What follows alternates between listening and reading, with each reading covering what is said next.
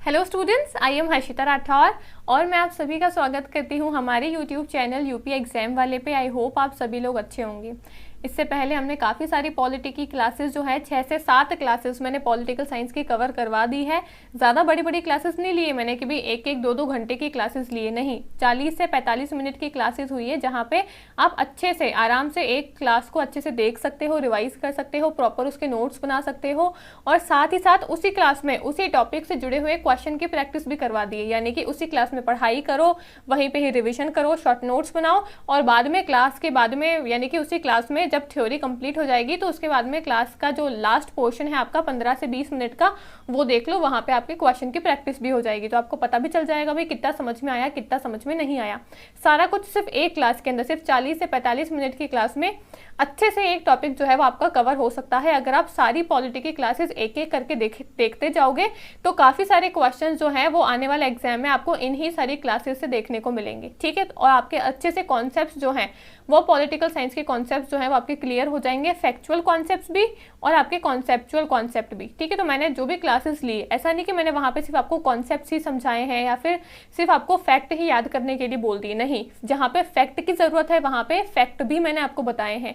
जो हमने constituent assembly की जो संरचना पूरी पढ़ी थी ना, वहाँ पे कितने सारे फैक्ट थे, तो मैंने फैक्ट भी आपको है ना सारा कुछ समझाया है। जहाँ पे कॉन्सेप्ट समझाने की जरूरत है कि भाई ये कॉन्सेप्ट आपको समझ में आना चाहिए, तो वहाँ पे सारे कॉन्सेप्ट भी समझाए हैं। जहाँ पे हमने है ना एकीकरण को पढ़ा था कि भाई सभी राज्यों का एकीकरण किस तरीके से हुआ, इंटीग्रेशन किस तरीके से हुआ। तो जहाँ पे हमने पढ़ा था कि भाई हैदराबाद, जूनागढ़, कश्मीर की पूरी स्टोरी समझाई थी मैंने आपको, है ना। तो जहाँ पे कॉन्सेप्ट समझाने की बात है वहाँ पे सारा कुछ चिल्ला चिल्ला के समझाया भी है। जहाँ पे फैक्ट रटने पड़ेंगे तो वो तो रटने वाली बात मैंने आपको बताई भी है कि भाई ये फैक्ट है, इसका नाम है, ये डेट है, आपको याद करनी पड़ेगी। तो रटने वाली चीज़ तो रटनी पड़ेगी, लेकिन समझाने वाली चीज़ मैंने आपको समझाई भी है, ठीक है। तो इन सभी क्लासेस को अगर आप सीक्वेंस बाय सीक्वेंस देखते जाओगे तो आई एम श्योर कि आपके काफ़ी सारे क्वेश्चंस जो हैं वो बहुत अच्छे तरीके से आप उनको परफॉर्म कर लोगे, बहुत अच्छे तरीके से सभी क्वेश्चंस को आप अच्छे से सॉल्व कर जाओगे, ठीक है। तो आई होप कि आपको ये जो सीरीज़ जो हमने नई चलाई है पॉलिटिकल साइंस की, इससे काफ़ी ज़्यादा फ़ायदा मिल रहा होगा और अब आपका जो डर है पॉलिटिकल साइंस सब्जेक्ट को लेकर, अब वो आपका धीरे धीरे ख़त्म होने लग गया होगा, ठीक है। और अब आपको इंटरेस्ट आ रहा होगा पॉलिटिकल साइंस पढ़ने में, ठीक है। आज की जो क्लास है वो भी हमारी काफ़ी इंपॉर्टेंट रहने वाली है। फंडामेंटल राइट्स जो हैं, जो हमारा मौलिक अधिकार है, उसकी क्लास रहने वाली है, ठीक है। पार्ट 1 है ये हमारा, है ना, ठीक है। तो ये आपका फंडामेंटल राइट्स की जो क्लास है उसका पार्ट 1 रहने वाला है। पार्ट 2 जो है इसकी नेक्स्ट वीडियो आएगी, यहाँ पे हम फंडामेंटल राइट्स को पढ़ेंगे, लेकिन हम टोटल जो आपके जितने भी फंडामेंटल राइट्स है उसमें से आधे फंडामेंटल राइट्स और कुछ क्वेश्चन उनसे जुड़े हुए आज की क्लास में प्रैक्टिस करेंगे। फिर बाकी के बचे हुए फंडामेंटल राइट्स और उनसे जुड़े हुए क्वेश्चन जो है वो हम पार्ट 2 के अंदर प्रैक्टिस करेंगे, ठीक है। एक साथ में इसलिए नहीं करवा रही हूँ क्योंकि फिर आपके पास में काफ़ी ज़्यादा बर्डन हो जाएगा कि भाई सारे के सारे फंडामेंटल राइट्स को समझने भी है, याद भी करने हैं, नोट्स भी बनाने हैं, रिविजन भी करना है, ठीक है। तो एक क्लास में काफ़ी सारी चीज़ें हो जाएगी याद करने के लिए, तो फिर पूरा भसड़ हो जाएगा, खिचड़ी पक जाएगी, ठीक है। तो इसलिए कम कम पढ़ो, थोड़ा थोड़ा पढ़ो, धीरे धीरे पढ़ो, आराम से, लेकिन अच्छे से पढ़ो, ठीक है। तो इसलिए आधे फंडामेंटल राइट्स आज की क्लास में करेंगे और फिर उनसे जुड़े हुए कुछ क्वेश्चंस की प्रैक्टिस करेंगे लास्ट में, और फिर बचे हुए जो फंडामेंटल राइट्स है उनको पार्ट 2 के अंदर करेंगे और उनसे जुड़े हुए कुछ क्वेश्चंस की प्रैक्टिस करेंगे, ठीक है। ये आपका पूरा सिनेरियो रहने वाला है क्लास का। क्लास जो है वो काफ़ी इंटरेस्टिंग रहने वाली है। यहाँ भी कुछ फैक्चुअल है ना कॉन्सेप्ट रहेंगे, कुछ कॉन्सेप्चुअल यानी कि आपको कॉन्सेप्चुअल अंडरस्टैंडिंग वाले कॉन्सेप्ट रहेंगे।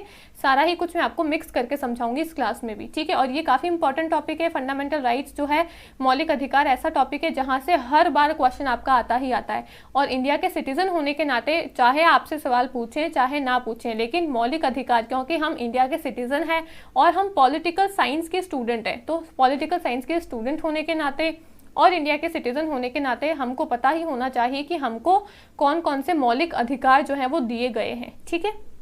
तो ये हमारी क्लास रहने वाली है, लेकिन क्लास को शुरू करने से पहले मैं आपको हमारा टेलीग्राम चैनल के बारे में बता देती हूँ।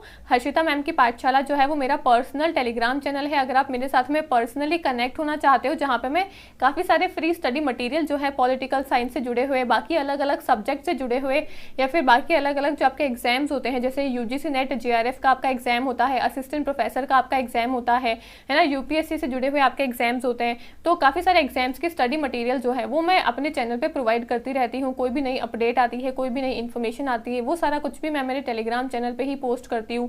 क्विजेस की प्रैक्टिस वगैरह करवानी होती है, वो सारी चीज़ें मैं टेलीग्राम के थ्रू ही बच्चों तक पहुँचाती हूँ। ठीक है, यही एक जरिया है सारी चीज़ों का। तो अगर आप इंटरेस्टेड हो तो आप मेरे साथ में सिंपली आपको सर्च करना है टेलीग्राम पे हर्षिता मैम की पाठशाला, वहाँ पे आपको मेरी पिक्चर लगी हुई दिख जाएगी, तो आप समझ जाओगे कि ये मैडम का ही चैनल है। ठीक है, तो अगर आप इंटरेस्टेड हो तो टेलीग्राम को ज्वाइन कर सकते हो। ठीक है, अब हम शुरू करते हैं हमारी आज की क्लास को। आज की क्लास मैंने बता ही दिया है फंडामेंटल राइट्स पे रहने वाली है। तो फंडामेंटल राइट्स की पहले हम थोड़ा इंट्रोडक्शन देख लेते हैं कि ये मौलिक अधिकार है क्या, क्या है फंडामेंटल राइट्स, कहाँ से लिए गए हैं, संविधान में कहाँ पे इनकी पोजीशन है ना, कहाँ पे स्थिर है, वो सब देखते हैं। तो फंडामेंटल राइट्स जो है वो हमारे कॉन्स्टिट्यूशन के भाग 3 में आते हैं, यानी कि पार्ट 3 के अंदर आते हैं। ठीक है, भाग तीसरा जो है हमारे संविधान का, वो आपका आर्टिकल शुरू होता है, यानी कि अनुच्छेद 12 से लेकर आपका टोटल 35 जो है ना, ये आपके भाग 3 के पूरे आपके आर्टिकल हैं, पूरे आपके अनुच्छेद हैं। लेकिन इसमें पूरे फंडामेंटल राइट्स नहीं है। फंडामेंटल राइट्स शुरू होते हैं आर्टिकल 14 से लेकर आर्टिकल 32 तक, जिसमें भी जो आपका 31 वाला आर्टिकल है, 31वां जो आपका आर्टिकल है, वो आपका फंडामेंटल राइट नहीं है, वो आपका कॉन्स्टिट्यूशनल राइट है या फिर लीगल राइट है, वो आपका है ना, फंडामेंटल राइट नहीं है, मौलिक अधिकार नहीं है। 31 वाला जो आर्टिकल है ना 31 वो। ठीक है, तो ये सारी बातें हैं जो आपको पता होनी चाहिए कि सबसे पहले तो फंडामेंटल राइट्स भाग 3 में आते हैं। भाग 3 कहाँ से कहाँ तक है? आर्टिकल 12 से लेकर 35 तक, अनुच्छेद 12 से लेकर 35 तक है।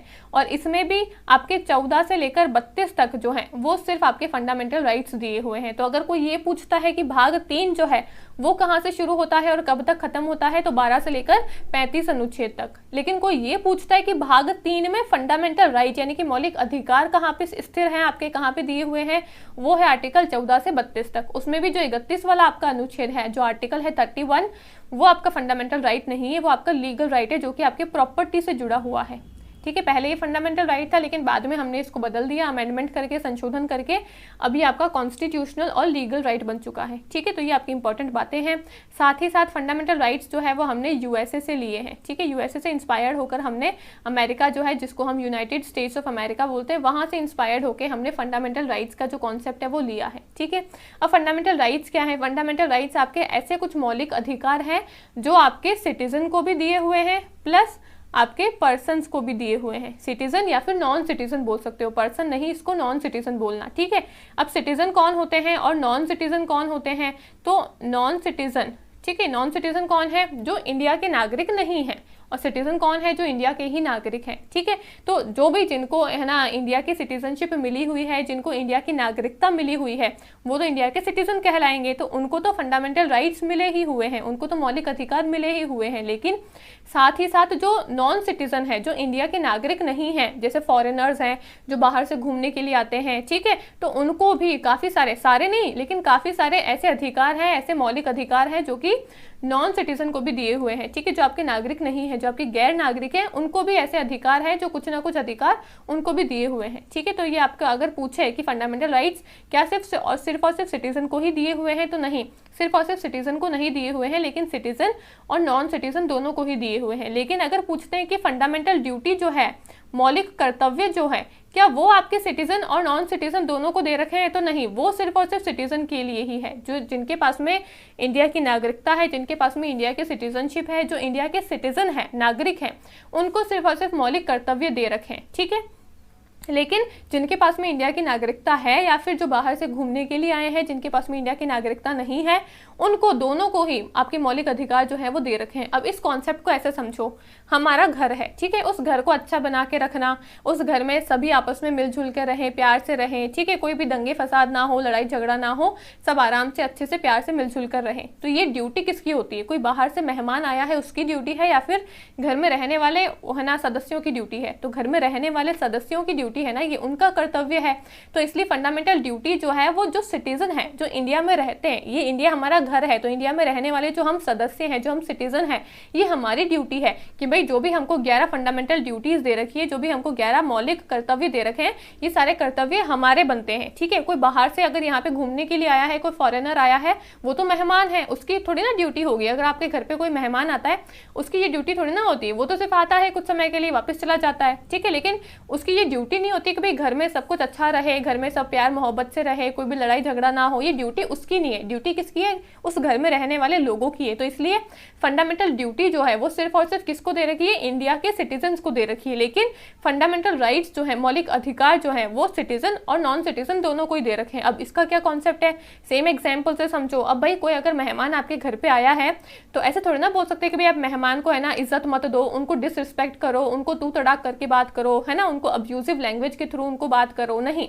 उनको भी अधिकार है कि उनसे भी है ना इज्जत में पेश आया जाए, उनको भी इज्जत दी जाए, ये अधिकार उनको भी है। ठीक है, ऐसा थोड़ी ना कि भाई वो इस घर के सदस्य नहीं है तो उनका कोई अधिकार ही नहीं बनता है कि भाई उनको है ना इज्जत नहीं मिलनी चाहिए, ऐसा थोड़ी ना है। तो इसलिए अधिकार जो है वो सिटीजन नॉन सिटीजन दोनों को दे रखे हैं, लेकिन कर्तव्य सिर्फ और सिर्फ घर में रहने वाले सदस्यों के हैं। ठीक है, तो आई थिंक ये है ना इजी सा आपका एग्जाम्पल था, इससे आपको दोनों ही कॉन्सेप्ट जो है वो अच्छे से क्लियर हो गए होंगे। ठीक है, तो ये आपका बेसिक सा इंट्रोडक्शन था फंडामेंटल राइट्स को लेकर।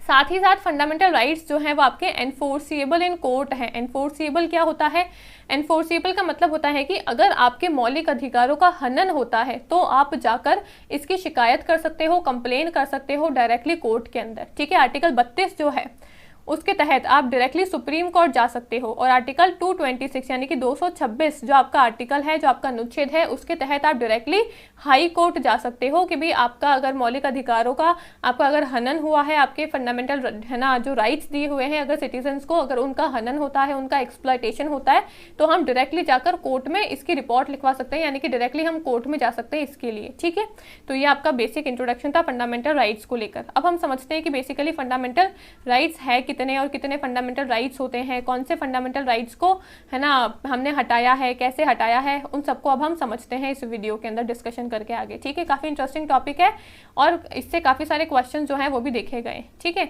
सबसे पहले तो आपके टोटल फंडामेंटल राइट्स जो हैं आज की डेट में कितने फंडामेंटल राइट हैं, आज की डेट में आपके पास में टोटल 6 फंडामेंटल राइट्स हैं। तो फिर मैडम आपने यहाँ पे 7 क्यों लिखे, गिनती भूल गई हो क्या? नहीं, गिनती नहीं भूली हूँ मैं, गिनती मेरे को बहुत अच्छे से आती है, लेकिन कॉन्सेप्ट समझाने के लिए पहले हमारे पास में 7 फंडामेंटल राइट थे, तो कौन सा फिर हमने हटा दिया, जो 6 ही बच गए। ये जो राइट टू प्रॉपर्टी है ना, जो मैं आपको बता रही थी कि आर्टिकल है ना 31 वाला जो है आपका 31 आर्टिकल जो है, ये पहले हमारा जो राइट टू प्रॉपर्टी है, संपत्ति का अधिकार जो है, ये पहले हमारा मौलिक अधिकार था, यानी कि फंडामेंटल राइट था। बाद में हमने इसको हटा दिया। ठीक है, हमने बाद में इसको 44th कॉन्स्टिट्यूशनल अमेंडमेंट एक्ट से, जो कि 1978 में आया था, उसके तहत हमने इसको हटा दिया। अब पहले तो है ये हमारे भाग 3 में था, क्योंकि फंडामेंटल राइट्स तो भाग 3 में ही है, तो पहले ये भाग 3 में था और 31वें आर्टिकल के अंदर था। जब हमने इसका संशोधन किया तो संशोधन करने के बाद में अब ये चला गया भाग 12 के अंदर और आर्टिकल 300A के अंदर। ठीक है, आर्टिकल 300A के अंदर अभी चला गया है आपका राइट टू प्रॉपर्टी, संपत्ति का अधिकार। पहले ये था आपका फंडामेंटल राइट, यानी कि आपका मौलिक अधिकार। अब क्या बन चुका है, अब संविधान में, अब सॉरी संविधान बोल रही हूँ, संशोधन करने के बाद में अब ये बन चुका है कॉन्स्टिट्यूशनल या फिर लीगल राइट। ठीक है, तो ये आपको पता होना चाहिए कि भाई पहले जो 31 वाला आर्टिकल है वो हमारा फंडामेंटल राइट ही था, हमारा मौलिक अधिकार ही था, लेकिन उसके अंदर फिर हमने करा 44 कॉन्स्टिट्यूशनल अमेंडमेंट एक्ट, यानी कि 44वां जो संवैधानिक संशोधन अधिनियम आया था आपका 1978 के द्वारा, हमने क्या करा, जो हमारा 31 वाला आर्टिकल जो है, 31 वाला जो अनुच्छेद है, उसको हमने बदल दिया। अब वो हमारा मौलिक अधिकार जो है वो नहीं है, अब क्या है, वो हमारा लीगल और कॉन्स्टिट्यूशनल राइट है, यानी कि अब वो हमारा कॉन्स्टिट्यूशनल राइट है। ठीक है, अब वो हमारा फंडामेंटल राइट नहीं है, वो अब हमारा कॉन्स्टिट्यूशनल राइट है। पहले भाग 3 में था और 31वें आर्टिकल में था, अब भाग 12 में चला गया है, 300A आर्टिकल में चला गया है। पहले फंडामेंटल राइट था, अब कॉन्स्टिट्यूशनल और लीगल राइट बन चुका है। ठीक है, इसके अलावा जितने भी बाकी के आपके फंडामेंटल राइट्स बचते हैं, जो कि 6 है, पहला राइट टू इक्वालिटी है, फिर राइट टू फ्रीडम है, राइट अगेंस्ट एक्सप्लॉयटेशन है, right to the freedom of religion है, कल्चरल एंड एजुकेशनल राइट और राइट टू कॉन्स्टिट्यूशनल रेमेडीज। ये जितने भी 6 आपके फंडामेंटल राइट्स हैं, ये आज की डेट में आपके मौलिक है ना, मौलिक कर्तव्य, आपके मौलिक अधिकार है। ठीक है, सिटीजन्स के और नॉन सिटीजन दोनों के लिए। हिंदी में पढ़ के बता देती हूँ, समानता का अधिकार, जो कि अनुच्छेद 14 से 18 तक आता है, ये आपका पहला अधिकार है, यानी कि सबसे पहला फंडामेंटल राइट यही है जो आपका आर्टिकल 14 से शुरू होता है। ठीक है, फिर है आर्टिकल है ना 19 से 22 में स्वतंत्रता का अधिकार, फिर है अनुच्छेद 23 है ना 23, 24, 23 और 24 में है शोषण के खिलाफ अधिकार। अनुच्छेद 25 से 28 में है धर्म की स्वतंत्रता का अधिकार। अनुच्छेद 29 और 30 में है संस्कृति और शैक्षिक अधिकार। अनुच्छेद 31 वाला जो है संपत्ति का अधिकार, ये अभी आपका फंडामेंटल राइट नहीं है, ठीक है। और अनुच्छेद जो आपका 32 वाला है उसमें आता है संवैधानिक उपचार का अधिकार, यानी कि राइट टू कॉन्स्टिट्यूशनल रेमेडीज। ये 6 आपके आज की डेट में फंडामेंटल राइट्स हैं, ठीक है। अब थोड़ा सा इंट्रोडक्शन इसका यहीं पे ही देख लेते हैं, बाद में फिर डिटेल में अभी और आगे वाली आने वाली क्लास में देखेंगे, ठीक है। सबसे पहला है समानता का अधिकार, यानी कि सभी लोगों को इक्वेलिटी का राइट है, सभी लोगों को समानता का अधिकार है। ऐसे नहीं कि भाई कोई आदमी अमीर है, कोई आदमी गरीब है, तो अगर अमीर है तो उसको कुछ अलग ट्रीटमेंट दो, गरीब है तो उसके साथ में अलग व्यवहार करो, ऐसा नहीं होना चाहिए। सभी को समानता का अधिकार है, सब समान लेवल पे रहने चाहिए, ठीक है। फिर स्वतंत्रता का अधिकार, राइट टू फ्रीडम क्या कहता है, सभी लोगों को स्वतंत्रता का अधिकार है। आप लोग सभी स्वतंत्र हो, अपने विचारों को व्यक्त कर सकते हो, आप अपनी जीवनी को अपने अनुसार जी सकते हो, ठीक है। और आप कहीं पे भी घूम सकते हो, कहीं पे भी फिर सकते हो, कुछ भी अपने अनुसार अपने जीवन को अपने अकॉर्डिंग चला सकते हो। लेकिन एक बात को याद रखना, जितने भी आप फंडामेंटल राइट्स पढ़ोगे ना, ये सारी मैं बातें बता तो रही हूँ कि ठीक है भाई समानता का अधिकार है, स्वतंत्रता का अधिकार है, लेकिन यहाँ पे कुछ ना कुछ अपवाद भी है जिसको हम एक्सेप्शंस कहते हैं। कुछ ना कुछ एक्सेप्शंस आपको देखने को मिलेंगे ही मिलेंगे सभी फंडामेंटल राइट्स में, ठीक है। अब वो क्या एक्सेप्शन है, क्या अपवाद है, वो आगे वाली है ना आने वाली डिटेल्ड क्लास में मैं आपको बताऊंगी अभी, ठीक है।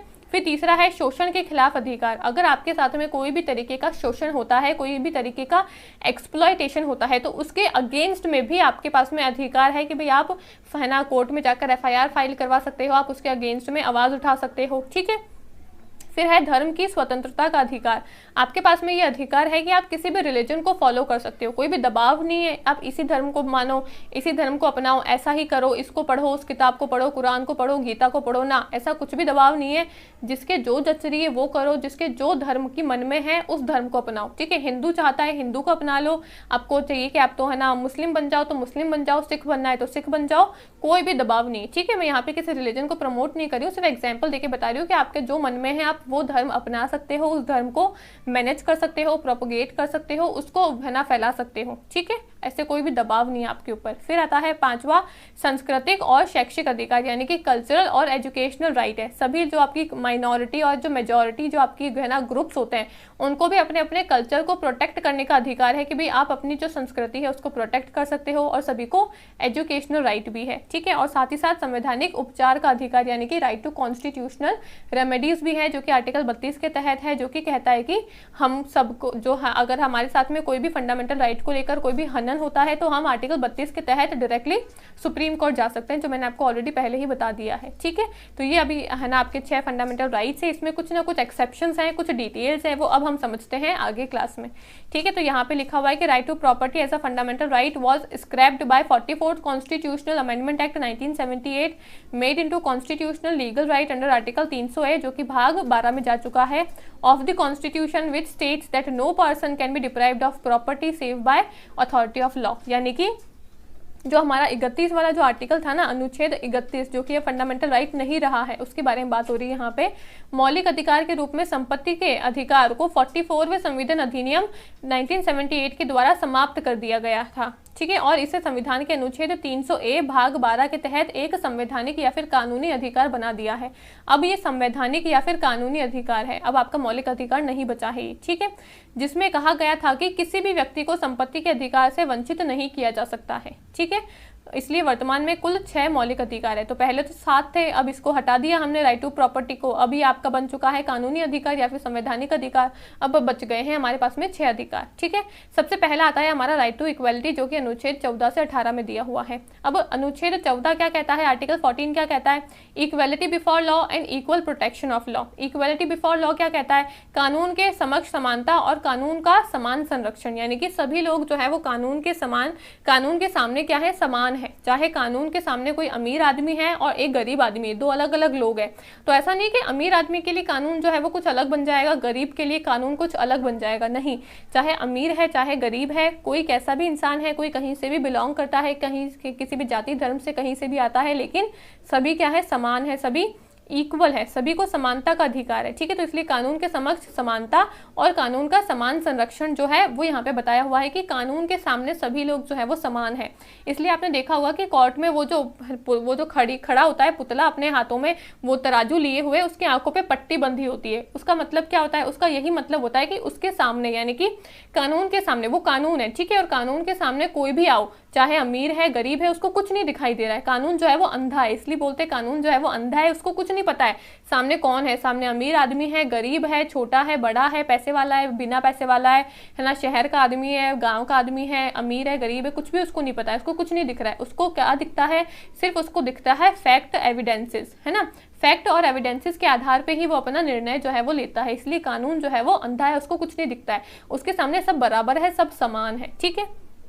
फिर अनुच्छेद 15 क्या कहता है, धर्म, जाति, लिंग या जन्म स्थान के आधार पर भेदभाव पर रोक है, यानी कि prohibition on discrimination of ground of religion, race, caste, sex और प्लेस बर्थ, यानी कि आपके साथ में किसी भी तरीके का भेदभाव जो है वो नहीं हो सकता है, ये आपको अधिकार दे रखा है। अगर आपके साथ में कोई भी भेदभाव होता है तो आप आर्टिकल 32 के तहत डायरेक्टली सुप्रीम कोर्ट में जाकर कंप्लेन करा सकते हो कि मेरे मौलिक अधिकार जो है उनका हनन हो रहा है, ठीक है। यहाँ पे बताया हुआ है आपके धर्म के आधार पे कि भाई आप इस धर्म के हो, आप तो उस धर्म के हो, तो धर्म के आधार पे आपके साथ में किसी भी तरीके का भेदभाव नहीं हो सकता है।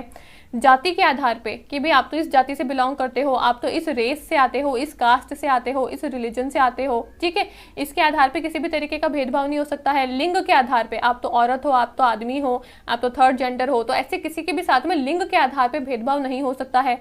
जन्म स्थान के आधार पे भेदभाव नहीं हो सकता है, यानी कि किसी भी तरीके से किसी के भी साथ में किसी भी तरीके का भेदभाव जो है वो नहीं हो सकता है। इसका आपको अधिकार मिला हुआ है कि आपके साथ में religion, caste, class, sex, place, birth, आपका जो है ना बर्थ प्लेस है वो, इन सबको लेकर किसी भी तरीके का भेदभाव आपके साथ में नहीं हो सकता है, ठीक है। अगर होता है तो 32 के तहत सुप्रीम कोर्ट खुला हुआ है आपके लिए, ठीक है।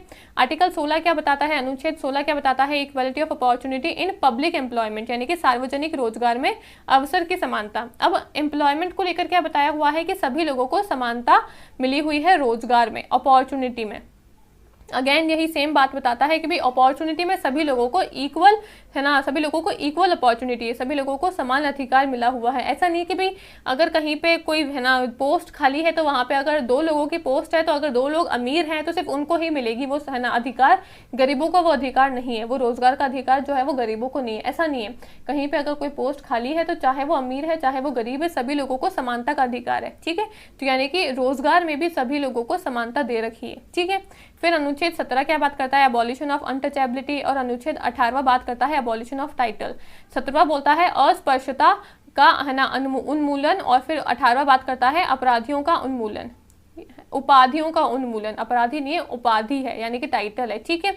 अब अबॉलिशन ऑफ अनटचेबिलिटी या फिर अबॉलिशन ऑफ टाइटल क्या होता है, अबॉलिशन ऑफ अनटचेबिलिटी है कि आपके साथ में किसी भी तरीके की अस्पृश्यता नहीं हो सकती है, यानी कि जो छुआछूत का जो भेदभाव होता था ना पहले तो काफी ज्यादा होता था, अब तो फिर भी चलो थोड़ा कम हो गया है, अभी भी होता है काफी सारी जगह पे, जो आपके बैकवर्ड एरियाज है, जो आपके बैकवर्ड गाँव वगैरह है वहाँ पे अभी भी होता है कि भाई आपके जो सुबह सुबह जो आपके स्वीपर्स आते हैं, जो आपके क्लीनिंग के लिए आते हैं, ठीक है, आपके घर के सामने जो क्लीनिंग करते हैं उनको अभी भी अगर कुछ देते हैं तो वो ऐसे ऊपर से देते हैं कि भाई उनका हाथ जो है उनके हाथ में टच नहीं हो जाए, अगर टच हो जाएगा तो पता नहीं कौन सा प्रलय आ जाएगा, ठीक है। तो ऐसे करके अभी भी काफी ज्यादा भेदभाव जो है वो होता है, लेकिन आपको ये अधिकार दिया हुआ है कि आपके पास में है ना ये अधिकार है कि आपके पास में किसी भी तरीके की है ना आपके साथ में अनटचेबिलिटी जो है, छुआछूत जो है वो नहीं करी जा सकती है। अगर करते हैं, आपको लगता है कि आपके अधिकारों का हनन हुआ है तो 32 के तहत जाओ सुप्रीम कोर्ट, ठीक है। और अबॉलिशन ऑफ टाइटल्स क्या है, उपाधियों का उन्मूलन, यानी कि आपको किसी भी तरीके का टाइटल जो है उसको लेकर आपको अबॉलिशन है, आपको किसी भी तरीके का टाइटल आप नहीं ले सकते हो। अब यहाँ पे किसी भी तरीके का टाइटल मतलब अगर कोई सरकार आपको इंडियन गवर्नमेंट की तरफ से, मिलिट्री की तरफ से अगर आपको कोई टाइटल मिलता है जैसे कि पद्म भूषण या फिर काफी सारे आपको प्राइसेस वगैरह मिलते हैं, तो वो टाइटल कौन दे रही है, सरकार दे रही है ना। तो यहाँ पे मैंने बताया था कि कुछ ना कुछ अपवाद आपको देखने को मिलेंगे, तो टाइटल आप नहीं ले सकते हो। अगर आपको कोई फॉरेन कंट्री से कोई टाइटल मिलता है, ठीक है, कोई भी उपाधि मिलती है, वो आप नहीं धारण कर सकते हो। लेकिन अगर इंडियन गवर्नमेंट आपको कोई भी उपाधि देती है, मिलिट्री की तरफ से आपको काफी सारे मेडल वगैरह दिए जाते हैं, तो अगर मिलिट्री की तरफ से, इंडियन गवर्नमेंट की तरफ से अगर आपको कोई भी उपाधि मिलती है वो आप एक्सेप्ट कर सकते हो। लेकिन बाहर से यानी कि फॉरेन कंट्री से अगर आपको कोई भी उपाधि मिलती है या फिर कोई भी ऐसी अलग उपाधि मिलती है जो कि हमारे सरकार से जुड़ी हुई नहीं है, हमारे देश से जुड़ी हुई नहीं है, तो वो उपाधि आप नहीं ले सकते हो, ठीक है। तो ये सभी आपको दिए हुए हैं, आपके आर्टिकल 14 to 18 के अंदर आता है राइट टू इक्वलिटी, जो कि बात करता है कि आपको इक्वलिटी बिफोर लॉ है, कानून के सामने सब समान है, धर्म, जाति और बाकी सबके आधार पर भेदभाव जो है वो नहीं हो सकता है, सार्वजनिक रोजगार का अवसर दिया हुआ है, अस्पृश्यता का उन्मूलन है और उपाधियों का भी उन्मूलन बताया हुआ है। आर्टिकल आपके है ना 14 to 18 के अंदर है, जो कि आपका पहला मौलिक अधिकार है राइट टू इक्वलिटी। ठीक है, अब इसमें एक्सेप्शन क्या बताए थे, मैंने कहा था कि कुछ ना कुछ एक्सेप्शन जो है वो आपको दिए हुए हैं। अब वो एक्सेप्शन क्या है, पहला वाला बात करता है इक्वलिटी बिफोर लॉ, कानून के सामने सब समान है। ठीक है, कानून के सामने सब समान है, ये आपका इक्वलिटी बिफोर लॉ है। एक दिया हुआ है प्रोहिबिशन ऑन डिस्क्रिमिनेशन, कि भाई आप किसी भी आधार पे आपको डिस्क्रिमिनेट नहीं कर सकते हैं। लेकिन आप देखोगे कि कहीं कहीं पे विमेंस को लेकर या फिर है ना चिल्ड्रंस को लेकर, जो आपके ओल्ड एज के जो आपके पीपल होते हैं उनके लिए एक अलग ही रिजर्वेशन का सिस्टम होता है। कहीं पे अगर आप बस में ट्रेवल कर रहे हो तो उनके लिए अलग से ही सीटें जो है वो खाली होती है। ठीक है, तो ये क्या है, फिर आप बोल सकते हो कि भाई तो भेदभाव हो रहा है, हम लड़कों को तो कुछ नहीं मिल रहा है और उन लड़कियों को और छोटे बच्चों को और बुजुर्गों को तो ये सारी चीज़ें मिल रही है। तो ये कुछ अपवाद हैं, कुछ एक्सेप्शंस है ये। ठीक है, अब आप अगर है ना अपॉर्चुनिटी की भी बात करोगे तो रिजर्वेशन का सिस्टम है। ठीक है, और है ना विमेंस के लिए भी काफ़ी सारे रिजर्वेशन जो है वो दिए गए हैं, SC ST के लिए रिजर्वेशन है। तो ये क्या है, ये कुछ अपवाद दिए हुए हैं। ठीक है, तो आपको कुछ ना कुछ अधिकार जो है वो मिले हैं, लेकिन उन अधिकारों के साथ में कुछ ना कुछ अपवाद जो है वो हमेशा जुड़े हुए रहेंगे ही रहेंगे। ठीक है, फिर आपके पास में दूसरा अधिकार आता है राइट टू फ्रीडम का, जो कि 19 से 22वें आपके है ना अनुच्छेद के अंदर है, स्वतंत्रता का अधिकार, आर्टिकल 19 to 22। ठीक है, इसमें आपके पास में आते हैं टोटल 6 अधिकार। ठीक है, जो आपका 19वां अधिकार है ना, एक सबसे पहला अधिकार है आपका राइट टू फ्रीडम वाला। अब इस 19वें अधिकार में 19A, 19B, 19C, D, E और G। ठीक है, F क्यों नहीं बोला मैडम, अब क्या ABCD भूल गई हो क्या? नहीं, ABCD नहीं भूली हूँ। अब इसका भी लॉजिक है, जो पहले जो F वाला हमारा अधिकार था ना, उसको भी हमने हटा दिया है। ये जो F वाला अधिकार है ये वही है हमारा, जो राइट टू प्रॉपर्टी जो है ना, जो हमने हटा दिया है, ये वही वाला अधिकार था। तो अब ये तो हमने हटा दिया, हमारा मौलिक अधिकार नहीं बचा। तो इसलिए जो F वाला जो पार्ट है वो हमारा 19वें अनुच्छेद के अंदर नहीं आता है। F के बाद में हम डायरेक्ट G वाले को पढ़ते हैं। ठीक है, तो इसलिए मैं क्या बोल रही हूँ, वापस से समझाती हूँ। आपका जो दूसरा आपका फंडामेंटल राइट है, मौलिक अधिकार है, वो आता है आपका राइट टू फ्रीडम, जिसमें आते हैं 19 से लेकर 22 अनुच्छेद तक। ठीक है, अब 19वां जो अनुच्छेद है उसमें आपके टोटल 6 और पार्ट आते हैं, 19A, B, C, D, E और G। तो अब F क्यों नहीं आता है? F इसलिए नहीं आता है क्योंकि F जो है वो आपका राइट टू प्रॉपर्टी से जुड़ा हुआ है, लेकिन जो संपत्ति का अधिकार है वो तो आपका मौलिक अधिकार है ही नहीं, तो इसलिए अब हमने उसको हटा दिया। ठीक है, आई बात समझ में क्यों नहीं आता है? अब हम समझते हैं कि आर्टिकल 19 में कौन कौन से 6 और अधिकार हमको दे रखे हैं। ठीक है, तो सबसे पहला अधिकार दे रखा है बोलने और अभिव्यक्ति की स्वतंत्रता का अधिकार, यानी कि right to freedom of speech and expression. हमारे पास में बोलने का अधिकार है, अपनी चीज़ों को व्यक्त करने का अधिकार है। मेरे दिमाग में कोई थॉट है, ठीक है, मैं अगर कुछ बोलना चाहती हूँ, कुछ एक्सप्रेस करना चाहती हूँ, कुछ अभिव्यक्त करना चाहती हूँ, तो कोई मेरे पे दबाव नहीं डाल सकता है कि नहीं तो ऐसा नहीं करेगी, तो ऐसा नहीं बोलेगी ना, ऐसा कोई दबाव नहीं डाल सकता है। मेरे पास में ये फ्रीडम है, ये स्वतंत्रता है कि मैं अपने अधिकारों को स्पष्ट रूप से दूसरों के सामने रख सकती हूँ। ठीक है, दूसरा क्या बोला है, right to assemble peacefully and without arms, यानी कि बिना हाथ और बिना हथियारों के इकट्ठा होने का अधिकार है, कि भाई आप बिना हथियारों के कहीं पे भी इकट्ठे हो सकते हो। एक साथ में आप कहीं पे भी आप चाहते हो कि आप है ना इकट्ठे हो, कहीं पे किसी है ना ग्रुप के साथ में मिलो, कहीं पे ग्रुप बनाओ, तो वो आप इकट्ठे हो सकते हो, लेकिन हथियारों के बिना। वरना हथियारों के साथ में इकट्ठे हो गए तो वहाँ पे फिर वो दंगे फसाद का लोग सोचेंगे कि भाई यहाँ पे ये तो कुछ ना कुछ मार पिटाई करने के लिए आए, और फिर आपका क्योस जो है वो फैल जाएगा समाज में। ठीक है, तो इसलिए बिना हथियारों के आप इकट्ठे हो सकते हो। ठीक है, ये आपको अधिकार दिया हुआ है। तीसरा क्या बोलता है, 19 जो C आर्टिकल है 19C, वो क्या बात करता है, राइट टू फॉर्म एसोसिएशन और यूनियन और कोऑपरेटिव सोसाइटीज, यानी कि संघों या यूनियनों या सहकारी समितियों के गठन का अधिकार है आपको।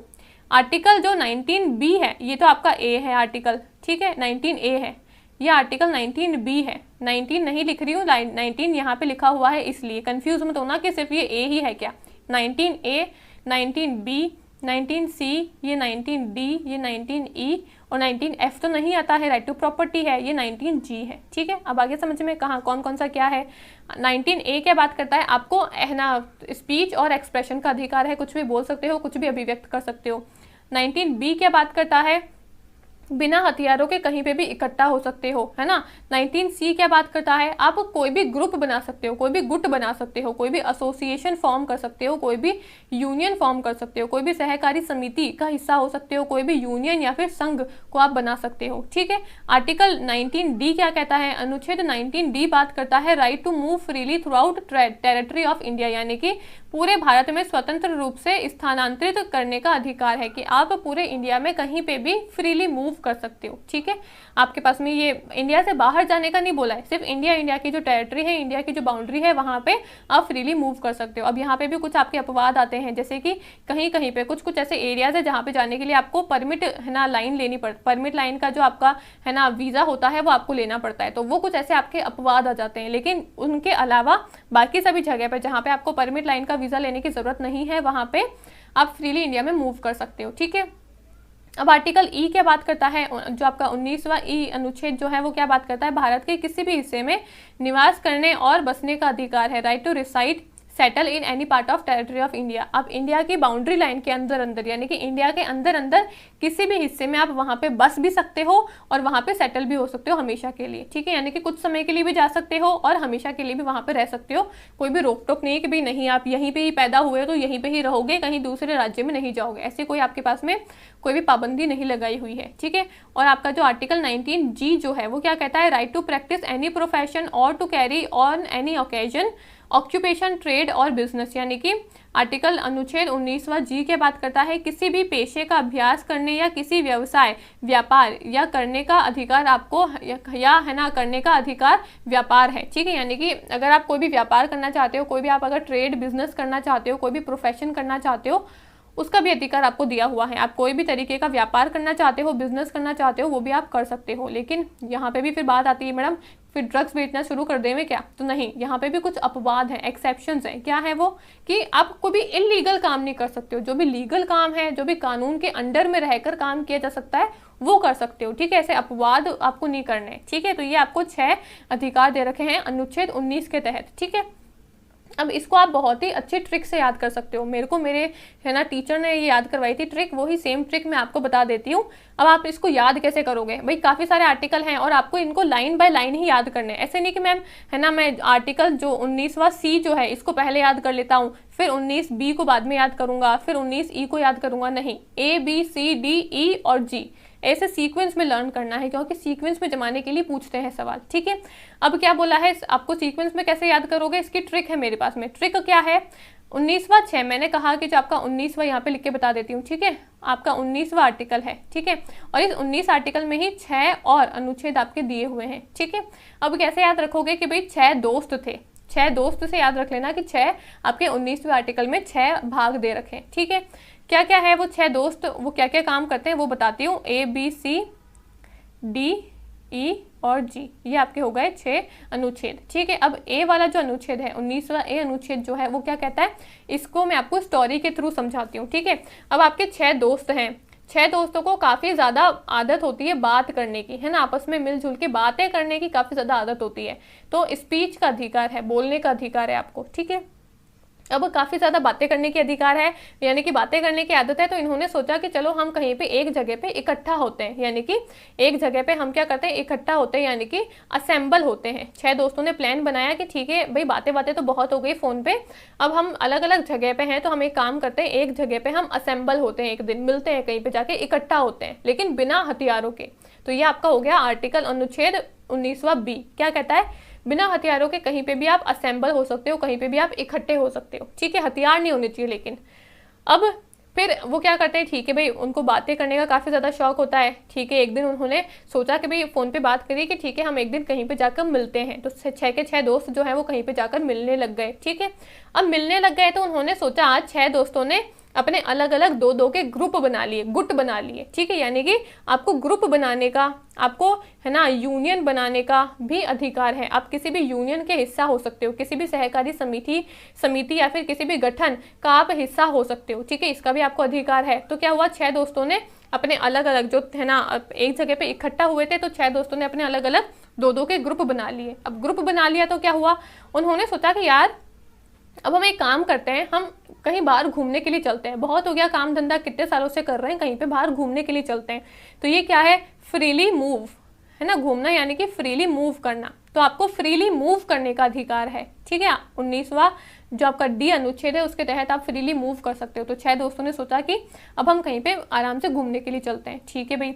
अब घूमने के लिए गए तो अब वो जो 6 दोस्त थे जो अपने अलग अलग ग्रुप बना के बाहर घूमने के लिए गए, वो वहाँ पे किसी जगह पे उनको वो जगह अच्छी लगी, वो वहाँ पे ही उन्होंने रहना शुरू कर दिया, यानी कि वहाँ पे ही वो सेटल डाउन हो गए। तो आपको अनुच्छेद ई के तहत क्या बताया हुआ है, आपको, है ना, कहीं पे भी रहने का अधिकार है, आप वहाँ पे रिसाइड कर सकते हो, आप वहाँ पे सेटल हो सकते हो, भारत के किसी भी हिस्से में निवास करने का अधिकार जो है वो आपको दिया हुआ है, ठीक है। अब 6 दोस्त कहीं पे भी निवास कर लिया, उनका मन हुआ वहाँ पे उन्होंने निवास कर लिया, कोई भी जगह उनको अच्छी लगी तो वहाँ पे वो सेटल हो गए, वहीं पे हमेशा के लिए सेटल हो गए, ठीक है। अब सेटल हो गए तो मैडम अब खाएंगे क्या, रोजगार के लिए कुछ तो चाहिए ना भाई, कहीं नए जगह जाके बसे हैं तो खाएंगे क्या, आटा कहाँ से आएगा, तो उसके लिए क्या करना पड़ेगा, पैसे कमाने पड़ेंगे, पैसे कमाने के लिए बिजनेस करना पड़ेगा। अब 6 दोस्तों ने अपने अलग अलग बिजनेस करना शुरू कर दिया। तो अनुच्छेद जी क्या बात करता है, 19वां अनुच्छेद जी के बात करता है कि आपको किसी भी व्यापार करने का अधिकार है, आप कोई भी व्यापार कर सकते हो, लेकिन वो व्यापार इलीगल नहीं होना चाहिए, ठीक है। तो ये काफ़ी अच्छी ट्रिक है, ये काफ़ी अच्छी स्टोरी है, इसके तहत आपने पूरे 6 के 6 अधिकार जो है वो आसानी से आपको याद हो जाएंगे, ठीक है। फिर से रिवाइज करवा देती हूँ। 19वां अधिकार है जो कि आपको बात करता है राइट टू फ्रीडम का, ठीक है, कि आपको, है ना, फ्रीडम है, आप स्वतंत्र हो, ठीक है। अब उस स्वतंत्रता के अधिकार में 6 और अधिकार आते हैं। 19वां ए अनुच्छेद क्या बात करता है कि 6 दोस्त होते हैं, उनको काफी ज्यादा बातें करने की आदत होती है, ठीक है भाई, बातें करने की आदत है यानी कि आपको बोलने का अधिकार है। फिर अब 6 दोस्त बातें करने की तो आदत होती है, उन्होंने सोचा कि एक दिन हम कहीं पे मिलते हैं, है ना, कहीं पे गुट बनाते हैं, कहीं पे मिलते हैं, इकट्ठा होते हैं, लेकिन बिना हथियारों के। तो आपको कहीं पे भी असेंबल करने का अधिकार है ना, 19वें बी अनुच्छेद के तहत। 19वां सी अनुच्छेद क्या कहता है, अब कहीं पे भी इकट्ठा तो हो गए, अब उन्होंने सोचा कि भाई हम 6 लोग हैं, हम 2-2 के ग्रुप में बट जाते हैं। अब 2-2 के ग्रुप में बट गए, यानी कि ग्रुप बनाने का, आपको यूनियन बनाने का, संगठन बनाने का भी अधिकार है, अनुच्छेद 19वां सी बात करता है। अनुच्छेद 19वां डी क्या बात करता है कि अब ग्रुप बना लिए उन्होंने अलग अलग, अब ग्रुप बनाने के बाद में वो कहीं पे भी घूमने के लिए चले गए, ठीक है। उन्होंने सोचा भाई काम धंधा कितने सालों से कर रहे हैं, हम इतने टाइम के बाद में मिले तो हम कहीं पे घूमने के लिए जाते हैं, तो कहीं पे भी फ्रीली मूव करने के लिए चले गए आपके 19वें अनुच्छेद डी के तहत, ठीक है। अब 19वां अनुच्छेद ई क्या कहता है, अब कहीं पे भी घूमने के लिए चले गए, तो जो जगह जिसको जहां अच्छी लगी वो उसने सोचा कि भाई अब मैं यहाँ पे ही रहूंगा, तो हमेशा के लिए वो वहीं पे ही सेटल डाउन हो गए वो दोस्त, ठीक है। तो 19वां जो आपका ई अनुच्छेद है वो क्या बात करता है कि आपको सेटल डाउन होने का अधिकार है, आप कहीं पे भी रह सकते हो, कहीं पे भी आप निवास कर सकते हो। और 19वां जी अधिकार जो है, हाँ, अनुच्छेद जो है वो क्या बात करता है कि अब 6 दोस्त जो है वहां पे ही रहने लग गए, अब रहने लग गए तो खाने पीने के लिए कुछ काम धंधा तो करेंगे, बिजनेस तो करेंगे, तो यानी कि अब उन्होंने बिजनेस करना शुरू कर दिया। तो 19वां जो जी अनुच्छेद है वो क्या बात करता है कि आपको कोई भी बिजनेस करने का, कोई भी आपको, है ना, काम करने का, व्यापार करने का अधिकार है, लेकिन बस वो इलीगल नहीं होना चाहिए, ठीक है। ये आपका 19वां आर्टिकल हो गया कंप्लीट। अब 20वां आर्टिकल क्या बात करता है, आर्टिकल 20 बात करता है protection in respect for the conviction of offence, यानी कि अपराधियों के लिए दोष सिद्धि के संबंध में संरक्षण। अगर आपने कोई ऑफेंस किया है, आपने कोई अगर गुनाह किया है, तो उसके अगेंस्ट में भी आपको कुछ ना कुछ प्रोटेक्शन जो है वो मिलेंगे ही मिलेंगे, ठीक है। अब ये मत सोचना कि मैडम अपराध कर दिया तो फिर भी मेरे को कुछ ना कुछ संरक्षण मिल रहा है। आपको संरक्षण क्यों मिल रहा है वो समझो। यहाँ पे संरक्षण ये मिल रहा है कि अगर आपने कोई ना कुछ, है ना, कुछ ना कुछ आपने अगर अपराध किया है तो आपको 24 घंटे के अंदर अंदर मैजिस्ट्रेट के सामने पेश करना पड़ेगा ही पड़ेगा। अगर आपने कुछ अपराध कर दिया है, वो अपराध सिद्ध हो गया है, तो आपको 24 घंटे के अंदर अंदर मैजिस्ट्रेट के सामने पेश करना ही पड़ेगा, ठीक है।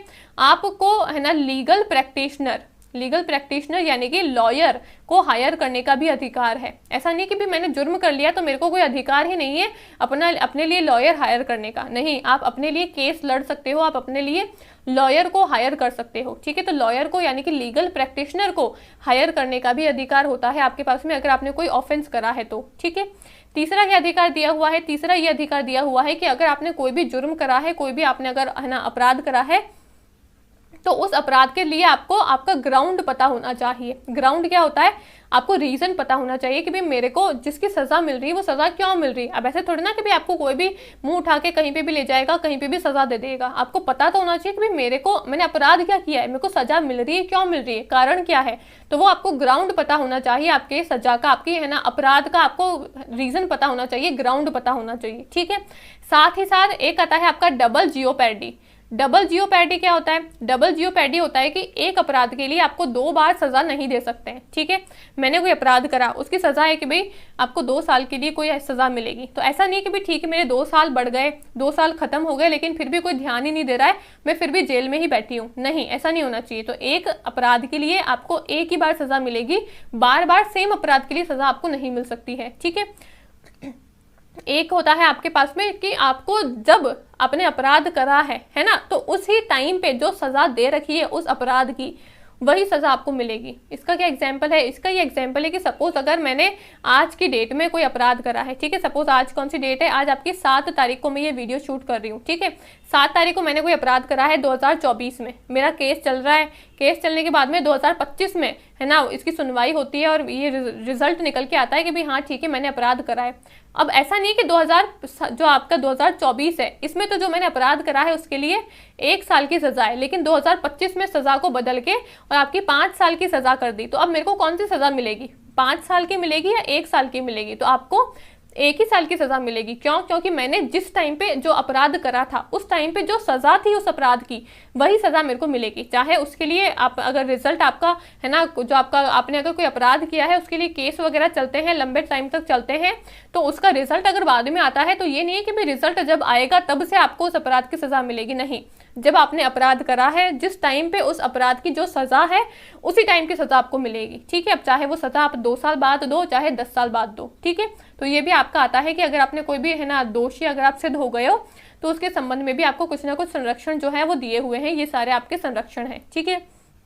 आर्टिकल 21 क्या बात करता है? अनुच्छेद 21 क्या बात करता है? Protection of life and personal liberty, यानी कि जीवन की सुरक्षा और व्यक्तिगत स्वतंत्रता। आपको अपनी लाइफ की पर्सनल लिबर्टी और आपको अपने जीवन की सुरक्षा का भी अधिकार है, ठीक है। सिंपल सा अधिकार है, सिंपल सा आर्टिकल है ये। तो अनुच्छेद 21वां ए जो है वो हमने बाद में ऐड किया है 2002 से, ठीक है। पहले ये हमारा फंडामेंटल राइट नहीं था, हमने इसको 2002 के तहत इसको ऐड किया है 86th कॉन्स्टिट्यूशनल अमेंडमेंट के तहत, ठीक है। 86th कॉन्स्टिट्यूशनल अमेंडमेंट एक्ट हुआ था 2002 में, तब हमने 21वां ए अनुच्छेद जो है वो हमारे जो फंडामेंटल राइट है उसके अंदर ऐड करा, और इसके तहत जो आपकी 11वीं फंडामेंटल ड्यूटी है, जो आपका 11th वाला मौलिक कर्तव्य है, वो भी 2002 में 86th कॉन्स्टिट्यूशनल अमेंडमेंट एक्ट के तहत ही आया था, ठीक है। अब 21वां ए अधिकार जो है वो क्या बात करता है? अनुच्छेद क्या बात करता है? तो अनुच्छेद 21वां ए बात करता है शिक्षा का अधिकार, यानी कि आपको शिक्षा का अधिकार है, ठीक है। यहाँ पे बताया हुआ है कि जो बच्चे है ना 6 साल तक हैं, जो आपके 6 साल तक बच्चे हैं या फिर 6 से 14 साल तक के जो बच्चे हैं उनको शिक्षा का अधिकार है, वो स्कूल में जा सकते हैं, एजुकेशन ले सकते हैं। और अनुच्छेद 22 क्या बताया हुआ है? Protection against arrest and detention, गिरफ्तारी और हिरासत के खिलाफ संरक्षण भी आपको दे रखा है अनुच्छेद 22 के तहत। अब ये आपका अनुच्छेद क्या बात करता है? ये अनुच्छेद बात करता है कि अगर आपको अरेस्ट कर लिया गया है, आपको डिटेंशन में रखा है, आपको हिरासत में रखा है या फिर आपको गिरफ्तार कर लिया है, तो भी आपको कुछ ना कुछ अधिकार है। क्या अधिकार है? वही सेम वाले अधिकार है कि आपको पता होना चाहिए कि आपको क्यों सजा मिल रही है, उसका कारण क्या है, ठीक है। आपको जल्दी से जल्दी कोर्ट के सामने पेश किया जाएगा, आप अपना लीगल प्रैक्टिशनर जो है वो हायर कर सकते हो। तो ये सारे अधिकार जो है जो आपको है ना इस वाले में अनुच्छेद 20 पे दे रखे थे, वही सेम अधिकार आपको 2000 बोल रही हूँ अनुच्छेद 22 में भी दे रखे हैं, ठीक है। फिर अगला आपका आता है तीसरा मौलिक कर्तव्य, ठीक है। ये आपके 2 तो हमने पढ़ लिए। सबसे पहले हमने कौन सा पढ़ा था? पहला पढ़ा हमने राइट टू इक्वालिटी, दूसरा पढ़ा हमने राइट टू फ्रीडम, यानी कि स्वतंत्रता का अधिकार, ठीक है। उसमें जितने भी आर्टिकल है, जितने भी अनुच्छेद है वो हमने पढ़ लिए। तीसरा है आपका है ना राइट अगेंस्ट एक्सप्लॉयटेशन, जो कि अनुच्छेद 23 से 24 तक है, शोषण के खिलाफ अधिकार, ठीक है। 23 से 24 अनुच्छेद में है। 23 अनुच्छेद क्या बात करता है? Prohibited traffic in human being, यानी कि आपसे अगर फोर्स्ड लेबर करवाया जा रहा है, आपसे अगर है ना जबरदस्ती का काम करवाया जा रहा है, तो वो आपके आता है अनुच्छेद 23 के तहत, कि आपसे कोई भी जबरदस्ती का फोर्सफुली काम आपसे कोई भी नहीं करवा सकता है। और आर्टिकल 24 यानी कि अनुच्छेद 24 क्या बात करता है कि आप बच्चों से, यानी कि जो आपके 14 वर्ष से कम उम्र के बच्चे हैं, उनसे आप किसी भी तरीके का खतरनाक रोजगार जो है, किसी भी तरीके का खतरनाक काम जो है, जो आपके हजार्डियस एम्प्लॉयमेंट के अंदर आता है, वो आप 14 साल से कम वर्ष के बच्चों से नहीं करवा सकते हो। ये कहता है आपका तीसरा जो आपका फंडामेंटल राइट है, जो कि राइट अगेंस्ट एक्सप्लॉयटेशन है। क्या बात करता है? इसमें 2 आपके है ना अनुच्छेद आते हैं, अनुच्छेद 23 और अनुच्छेद 24, ठीक है। अब अनुच्छेद 23 क्या बात करता है? अनुच्छेद 23 बात करता है कि फोर्सफुली आप किसी से भी बेगार नहीं करवा सकते हो। अब बेगार समझते हो क्या होता है? एक तो होता है कि भाई आप कोई भी काम कर रहे हो, ठीक है। अब उस काम के लिए आपको कुछ ना कुछ पैसे भी मिल रहे हैं, तो वो तो हो गया कभी ठीक है मैंने काम करा, काम के बदले में पैसे मिल गए। एक होता है बेगार करवाना। बेगार क्या होता है? बेगार का मतलब होता है कि आपसे जबरदस्ती काम करवाया है, काम करने के लिए आपको पैसे भी नहीं दिए हैं, तो ये होता है बेगार, जिसको हम फोर्स्ड लेबर के नाम से जानते हैं। तो अनुच्छेद जो आपका 23 है वो क्या बात कर रहा है कि आपसे कोई भी फोर्सफुली काम नहीं करवा सकता है, कोई भी बेगार जो है वो आपसे नहीं करवा सकता है, ठीक है। तो मानव में यातायात को प्रतिबंधित करता है भिखारी, है ना, जबरन श्रम और अन्य मजबूर श्रम के समान रूप है, यानी कि आपसे कोई भी जबरदस्ती जबरन श्रम जो है वो आपसे नहीं करवा सकता है, आपसे कोई भी, है ना, मजबूरी का काम जो है वो आपसे फोर्स्ड लेबर जो है वो नहीं करवा सकता है, ठीक है।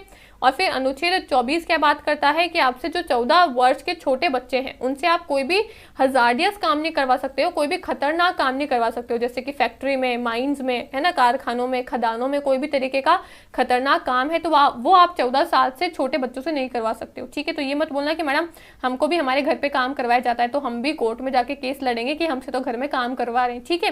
काम क्या बोला है कि यहाँ पे अगर आपसे कोई खतरनाक काम करवा रहे हैं तो वो आप नहीं करवा सकते हो, जो वो भी 14 साल से छोटे बच्चों से। हम तो बड़े हो चुके हैं, अब हमसे तो चाहे कितना भी रगड़वाओ, ठीक है। तो 14 साल से जो छोटे बच्चे हैं उनसे आप कोई भी खतरनाक काम जो है, जैसे कि खदान में काम करना, कारखानों में काम करना, वो आप नहीं करवा सकते हो, ठीक है। बाकी जो छोटा मोटा काम है घर का वो तो आप कर ही सकते हो, ठीक है, उसके लिए कोई भी सजा नहीं मिलेगी किसी को भी, ठीक है। तो ये है आपका तीसरा fundamental right, right against exploitation यानी कि शोषण के खिलाफ अधिकार, 23 वाला अनुच्छेद और 24 वाला अनुच्छेद, ठीक है। तो आज की क्लास जो है वो हम यहीं पे ही वाइंड अप करेंगे, यानी कि आज की क्लास में हमने 3 जो मौलिक अधिकार जो है उनको पढ़ लिया है, ठीक है। 3 अधिकार जो है वो हमने आज की क्लास में पढ़ लिए। बचे हुए 3 अधिकार जो है वो हम इसका पार्ट 2 आएगा तब पढ़ेंगे, और इसके बाद में जो क्वेश्चन जो है क्वेश्चन की प्रैक्टिस भी हम अगली क्लास में ही करेंगे, ठीक है। तो ये हमारी आज की क्लास थी। आई होप आपको क्लास अच्छी लगी होगी। अच्छी लगे तो लाइक, कॉमेंट और शेयर करना। आपका कोई भी डाउट होता है तो कमेंट करके मेरे को बताना, कोई भी सजेशन होता है वो भी आप मेरे को कमेंट करके बता सकते हो। और अगर आप पर्सनली मेरे साथ में जुड़ना चाहते हो तो मेरा टेलीग्राम चैनल है हर्षिता मैम की पाठशाला, उसको ज्वाइन कर सकते हो, ठीक है। Thank you.